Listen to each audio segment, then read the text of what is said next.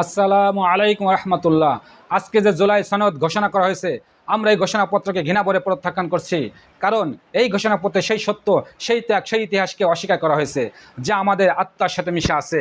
জুলাই আন্দোলন শুধু একটি রাজনৈতিক অধ্যায় নয়, এটা আলেম ওলামা, কওমি ছাত্রদের রক্তে রাঙানো এক বিপ্লবের নাম। যারা 47-এ পাকিস্তানের বিরুদ্ধাচরণ করেছে, যারা 52-তে ভাষার দাবিতে প্রাণ দিয়েছে, যারা 71-এ এদেশের স্বাধীনতার জন্য জীবন বিসর্জন দিয়েছে, তারা অনেকেই আলেম ছিলেন, মাদ্রাসা ছাত্র ছিলেন, ইসলামের শপথ নিয়ে রাজপথে নেমেছিলেন। এই বাংলাদেশ বারবার আলেমদের রক্তে সিনাত হয়েছে, কিন্তু বারবার সেই আলেমদের ত্যাগকে উপেক্ষা করা হয়েছে, বঞ্চিত করা হয়েছে মূল্যায়ন থেকে। আজকের এই জুলাই সনদ সেই ইতিহাসের প্রতি এক ধরনের অবমাননা।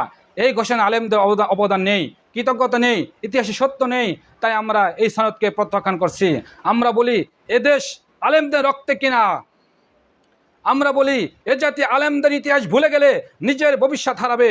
আমরা বলি আলেমদের বাদ দিয়ে কখনো কোনো আন্দোলন, কোনো সনদ কখনোই টিকে থাকবে না, ইনশাআল্লাহ।